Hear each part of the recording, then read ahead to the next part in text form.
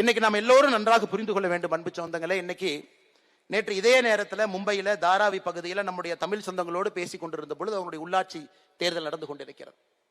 எல்லாரும் ஹிந்தி பேசுறாங்க.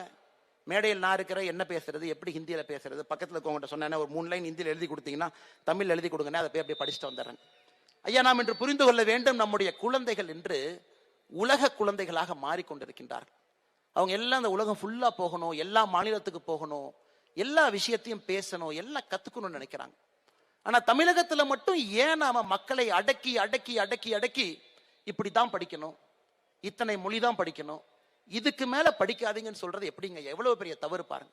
இன்னைக்கு சந்திரபாபு நாயுடு அவர்கள் ஆந்திராவுடைய முதலமைச்சராக சொல்லிக் கொண்டிருக்கின்றார், நான் மத்திய அரசினுடைய இருமொழி கொள்கையை எதிர்க்கிறேங்கிறார். சந்திரபாபு நாயுடு ஏன் எதிர்க்கிறாருன்னா 30 மொழி படிக்கணும், அதனால 2 மொழி படிக்கிறீங்க, 30 மொழி படிச்சா தான் நல்லா இருக்க முடியும், எல்லாம் 30 மொழி படிங்கிறார். அங்கே ஒரு முதலமைச்சர்.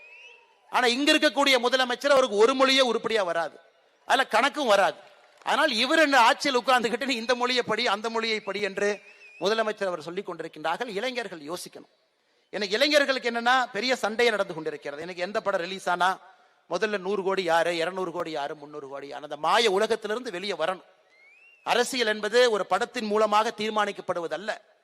ஒரு படத்துல ஒருத்தர் நடிக்கிறாங்கன்னா அதுல ரீடேக் எடுத்துக்கலாங்க ஐயா, ரீடேக் எடுத்துக்கலாம்.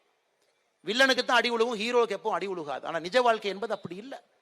நிஜ வாழ்க்கை என்பது முற்றிலும் வேறு. ஒரு புரட்சி தலைவர் அவர்கள் அரசியல்ல மக்களுடைய மனதை எல்லாம் வென்று, இந்தியாவுடைய ஒரே ஒரு தலைவர் மக்களுடைய அன்பை சினிமாவில் இருந்து மக்களுடைய அன்பை ஜெயிச்சிருக்கிறாங்கன்னா ஒரு இதயம் அப்படிப்பட்ட ஒரு இதயம் புரட்சி தலைவருக்கு. இன்னைக்கு நம்முடைய இளைஞர் அவர்கள் நீங்க அரசியல்ல எல்லோருக்கும் வாய்ப்பு கொடுக்கும் பொழுது யோசிச்சு கொடுங்க. நான் எந்த தலைவரையும் தவறா சொல்ல, இது முக்கியமான தேர்தல், இது எக்ஸ்பெரிமெண்டேஷன் தேர்தல். இவருக்கு போட்டு பார்க்கலாமா, சரி புதுசா ஒருத்தருக்கு போட்டு பார்ப்போம் என்ன நடக்குதுன்னு பார்ப்போம். ஐயா, அதுக்கான தேர்தல் இது இல்ல. திராவிட முன்னேற்ற கழகத்தினுடைய ஆட்சியை அகற்ற வேண்டும் என்று முடிவு செய்த பிறகு அங்க பிங்கி பிங்கி பாங்கி போடுறதுக்கெல்லாம் வேலையே இல்லைங்க. திராவிட முன்னேற்ற கழகம் அங்கிருந்து கிளம்ப வேண்டும் என்று முடிவு செய்து விட்டால் ஆட்சியில் யார் அமர்ந்தால் அவங்களுக்கு ஆட்சி கொடுக்க தெரியணும். ஐயா, ஆட்சி என்பது ஒரு முதலமைச்சர் மட்டுமல்ல, முதலமைச்சரோடு 35 அமைச்சர்கள் அங்க உட்காரணும், 234 தொகுதியில எம்எல்ஏக்கள் உட்காரணும். இப்ப அண்ணன் நயினார் நாகேந்திரன் அவர்கள் பல முறை எம்எல்ஏவா இருக்கிறாங்க, இதற்கு முன்பு அமைச்சரா இருக்கிறாங்க, இதற்கு முன்பு சட்டப்பேரவை உறுப்பினர் இருக்கிறாங்கன்னா பக்குவப்பட்டவர்கள், அனுபவப்பட்டவர்கள், அவமானப்பட்டு பக்குவப்பட்டவர்கள். கடந்த 30, 40, 50 ஆண்டு அரசியல் வாழ்க்கையில் ஒரு முடிவெடுக்கும் பொழுது எப்படி எடுக்கணும். அதனாலதான் அரசியல் என்பது பக்குவம்.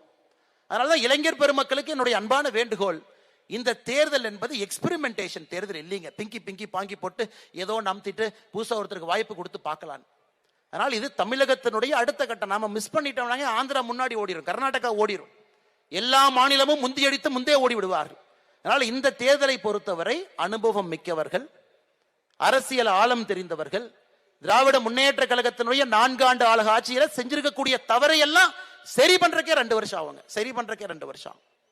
எனக்கு திராவிட முன்னேற்ற கழகத்துக்கு ஒரு பாஸ் டைம். ஐயோ, அனைத்து இந்திய அண்ணா திராவிட முன்னேற்ற கழகம் கடன் வாங்கிட்டாங்க, நாங்க அதெல்லாம் சரி பண்றதுக்குள்ளே எங்களுக்கு மூச்சு தண்ணி முட்டி போச்சு. திராவிட முன்னேற்ற கழகத்தினுடைய தலைவர்கள், தொண்டர்கள், முதலமைச்சரும் புரிந்து கொள்ள வேண்டும். அனைத்து இந்திய அண்ணா திராவிட முன்னேற்ற கழகம் ஆட்சியை விட்டு விட்டு வெளியே வந்த பொழுது 2021 எவ்வளவு நம்முடைய மாநிலத்தில் கடன் வச்சாங்க? 4.5 கோடி ரூபாய், 4.5 லட்சம் கோடி ரூபாய் கடன் வச்சாங்க.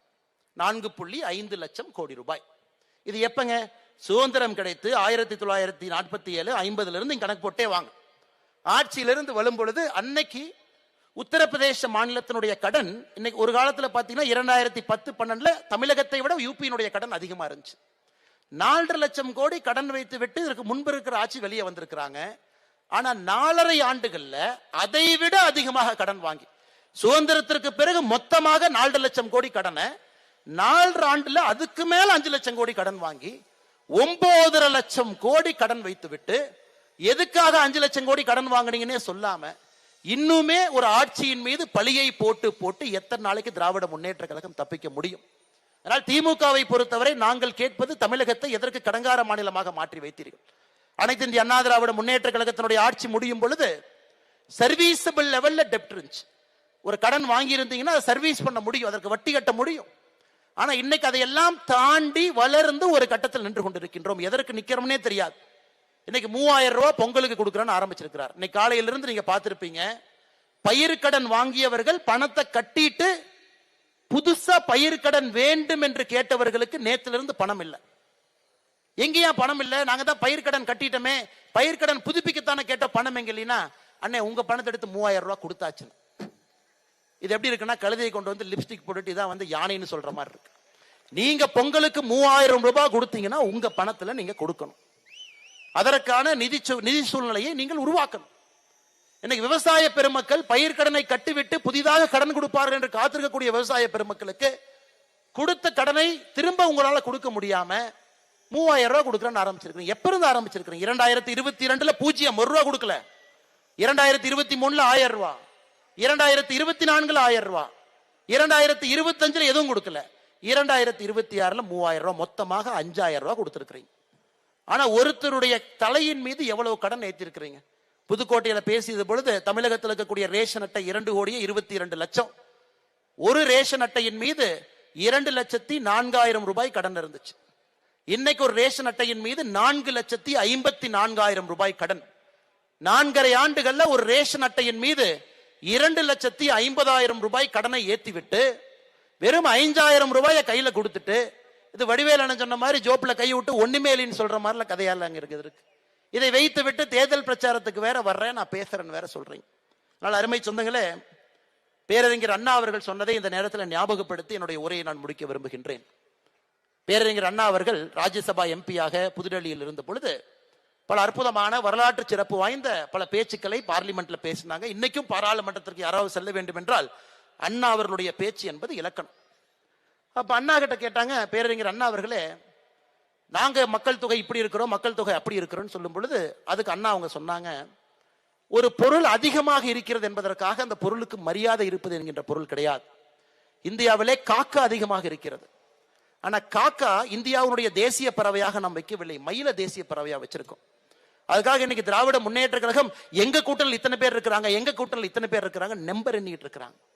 அவங்கள வச்சு யாருக்கு எந்த பிரயோஜனம் இல்லைங்க. காங்கிரஸ் கட்சியை பொறுத்தவரை ஒரு கால் வந்து விஜய்கிட்ட போலாமா, ஒரு கால் இங்க வைக்கலாமா, எப்படா பிச்சுக்கிட்டு போலான்னு அவங்க உட்கார்ந்து இருக்கிறாங்க. திருமாவளவனை பொறுத்த வரைக்கும் அவர் அருமையான ஒரு ஆள், கை இங்க கொடுக்கிறாரு, கண்ணு இங்க பாக்குறாரு, எப்ப அவரு வெளியே போவாருன்னு அவருக்கே தெரியாது. இன்னைக்கு திராவிட முன்னேற்ற கழகத்தினுடைய கூட்டணி கொஞ்சம் கொஞ்சமாக பிஞ்சு ஒட்டி கொண்டிருக்கிறது. அதுல எண்ணிக்கை 4, எண்ணிக்கை 5 என்று சொல்லிக் கொண்டிருக்கின்றார்கள். அதனால் இந்த பக்கம் கூட்டணியில் இருக்கக்கூடிய எல்லா தலைவர்களுமே மயிலை போன்றவர்கள், இந்தியாவுடைய தேசிய பறவையை போன்றவர்கள். ஒரு அழகு இருக்கிறது, ஒரு செருக்கு இருக்கிறது. காக்காயும் நல்ல பறவைதானுங்க. அண்ணா அவர்கள் சொன்னதுக்காக அந்த கான்டெக்ஸ்ட் நான் சொல்றேன். அதனால எண்ணிக்கை எண்ணிக்கை எண்ணிக்கை என்று சொல்வதை விட இந்த பக்கம் எண்ணம் இருக்கிறது, திராவிட முன்னேற்ற கழகத்தை வீழ்த்த வேண்டும் என்கின்ற எண்ணம் இருக்கிறது. அதனால் அன்பு சொந்தங்களே, அடுத்த 80 நாட்கள் மிக முக்கியமான நாட்கள். இந்த கூட்டணி இன்னும் பலப்படும், இன்னும் விரிவடையும், இன்னும் விஸ்தாரமாகும். ஆனால் நிச்சயமாக ஒருமித்த கருத்தில் நாம் இருக்க வேண்டும். திராவிட முன்னேற்ற கழகத்தை வீட்டுக்கு அனுப்ப வேண்டிய ஒருமித்த கருத்தில் நாம் இருக்கணும். ஒரு பெரிய மாற்றம் தமிழகத்தில் 2026ல கொடுக்க வேண்டும் என்கின்ற எண்ணத்தில் இருக்கணும்.